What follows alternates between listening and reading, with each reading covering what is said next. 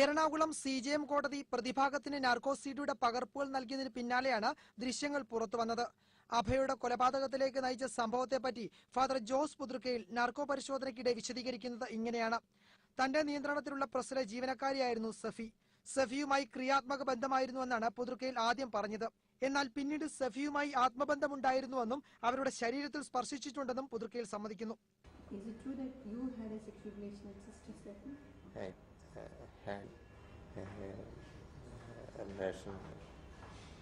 I have touched her body. So? Usually there is possibility for any kind of affinity or any kind of passion. അഭയയുടെ കൊല നടന്ന ദിവസം പുലർച്ചെ പയസ്റ്റൺ കോൺവെന്റിലെത്തി. കോൺവെന്റിന്റെ പുറകുവശത്തെ വാതിലിലൂടെയാണ് അകത്തു കടന്നത്. അന്ന് അഭയ കൊല്ലപ്പെടുകയായിരുന്നുവെന്ന് പുതുക്കയിൽ ആവർത്തിച്ചു പറയുന്നുണ്ട്. കൊലപാതകത്തിൽ തനിക്കും തോമസ് എം കോട്ടൂരിനും സിസ്റ്റർ സഫിക്കും പങ്കുണ്ടെന്ന് പുതുക്കയിൽ സമ്മതിക്കുന്നു.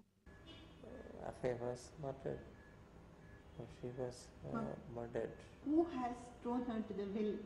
Who must have thrown to the well? The father's sisters have involvement in this case. Who are the fathers who are involved in the case? Name of two fathers. Who are the two fathers? Myself and the father Thomas Kotur. Father's name was yourself and Thomas Kotur. Sister name? Safi. അഭയെ എന്തു സാധനം കൊണ്ടാണ് അടിച്ചതെന്ന് ചോദിച്ചപ്പോൾ കോടാലി, കൂടം, ചുറ്റിക എന്നീ വാക്കുകളാണ് പുതുക്കയിൽ ഉപയോഗിക്കുന്നത്. She was beaten by that. What is the instrument that was used to beat her? Some kodali kodam or something like that. ഏത് സാധനം കൊണ്ടാ അവർ തട്ടിയത്? ചുറ്റിക പോലുള്ള. ചുറ്റിയോ? അടിയേറ്റപ്പോൾ തന്നെ അഭയ മരിച്ചു. തുടർന്ന് 2-3 പേർ ചേർന്ന് അഭയെ കിണറ്റിലിട്ടു. അതിനുശേഷം കോമ്പൗണ്ട് ചാടി പുറത്തു കടന്നു. ഇങ്ങനെ സുത്തിക്കൊണ്ട് അഭയനെ തട്ടിയപ്പോ അവള് അൺകോൺഷ്യസ് ആയോ? അപ്പൊ തന്നെ അൺകോൺഷ്യസോ അല്ല പെട്ടെന്ന് മറിച്ചോ?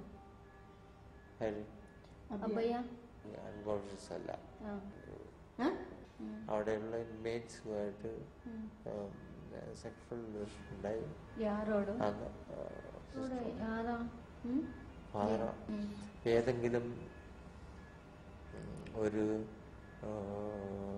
അഭയ സിസ്റ്ററിന് കിണറ്റിനുള്ളിലിട്ടതല്ല ആരാ? അത് കിണറ്റിനുള്ളിൽ തല്ലിയല്ലേ? അത് ആരാ? അഭയ സിസ്റ്റർ. എത്ര ആൾക്കാർ കൊണ്ടുപോയി കിണറ്റിലിട്ടതാ? ഫാദർ ഉള്ളിലെ കാര്യല്ലേ? പിന്നെ ഈ ഇൻസിഡന്റ് ഒക്കെ കഴിഞ്ഞ ശേഷം ഇന്ന് പുറത്ത് എങ്ങനെയാ പോയി? കോൺവെന്റിൽ നിന്ന് എങ്ങനെയാ പുറത്ത് പോയി? ചാടിപ്പോവല്ലോ. അങ്ങനെ കാമ്പൗണ്ട് ചാടിപ്പോയി അല്ലേ? ചാടിപ്പോയി. അഭയ കേസുമായി ബന്ധപ്പെട്ട വാർത്തകൾക്ക് പ്രാധാന്യം നൽകരുതെന്ന് ബിഷപ്പ് ചില മാധ്യമപ്രവർത്തകരോട് പറഞ്ഞിരുന്നു. പോലീസ് ഉദ്യോഗസ്ഥരുമായി ബിഷപ്പ് സംസാരിച്ചിട്ടുണ്ടാകാമെങ്കിലും സ്വാധീനിച്ചതായി കരുതുന്നില്ലെന്ന് പുതുക്കയിൽ പറയുന്നുണ്ട്. സിഡിയിൽ അനവധി കട്ടുകളും ചിലയിടങ്ങളിൽ ഡിസോൾവുകളും ദൃശ്യമാണ്. India vision, Kochi.